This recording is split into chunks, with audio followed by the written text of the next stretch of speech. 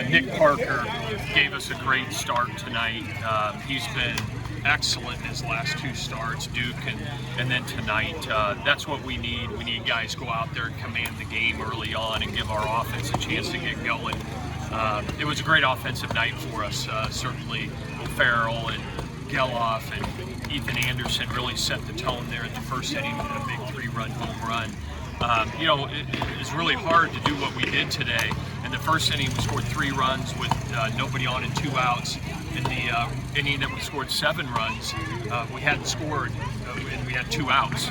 And so I think 11 or 12 of our runs today were scored with 2 outs. And that's the kind of competitiveness and toughness and finishing off innings that it takes to win in this league. And certainly it was a great offensive day for us. And that said, it's game 1. We have to move on.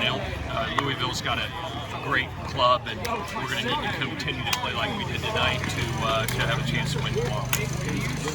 Nick out there on the mound, if it ever come across you, what he went through, how remarkable it is for him to be back out there. Well, absolutely. I think about it all the time.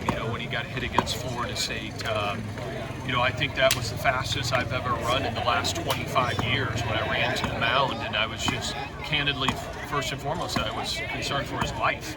I was concerned that maybe it hit him in the temple, and the fact that he persevered through it, wanted to come back and pitch so quickly, speaks to who he is and how much of a competitor he is. And I was with him that night in the hospital, and he was determined to get back as soon as he could.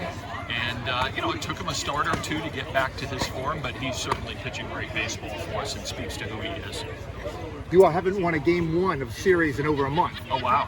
How big is it just to get this thing off to a good start? Well, it's huge. This is what we did in the first half of the ACC play season. Is we won the first game on Friday night, and so that's certainly important.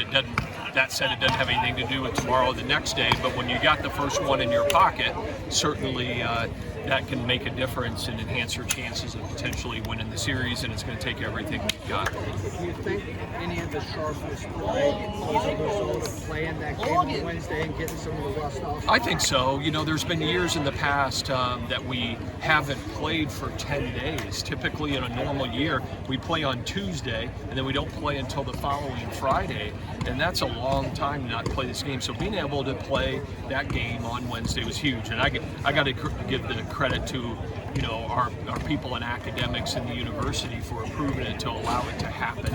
All of our guys are done with final exams, so it makes a big difference to be able to play that game and get ready for ACC. Nick, starting tonight, is it more just like a game-by-game kind of thing with the pitching right now? Yeah, well, we've got Connolly Early's going to start for us tomorrow, and then we have everybody else available. Obviously, other than Hodges and Parker, and that's what we're doing. We're treating it one game at a time. We're treating it as this is the playoffs, and we need to do that, play it that way, because we have to play with a sense of urgency, and every game matters from here on out. So we're going to do everything we can to win the game in front of us. Jake has hit so many home runs, got another tonight that you can almost forget some of what the other guys had, like about the season. Ethan has had, he has a 23rd double. Ethan Anderson, I understand tonight, tied the doubles record for a single season, and he's having an outstanding year. What Kyle Teal's doing, everybody what they're doing around Geloff and Teal is huge. The 2 table setters at the top, and O'Farrell had 4 hits. O'Donnell did some good things, and so the depth of the lineup is really special, and so there's a lot of guys that are having big years for us, and they need to continue with that tomorrow. Is that one of the furthest home runs you've seen hit you, Chase? Yeah, I'll tell you, I'll never forget the one hit against us off Sean Doolittle. Phil Disher from South Carolina hit a ball. I think it would have landed in Clockner. So certainly we've seen some big ones. Jake Geloff's hit some big ones, but it's just good when those guys get in the weight room and they get stronger and they continue to improve. Things like that can happen.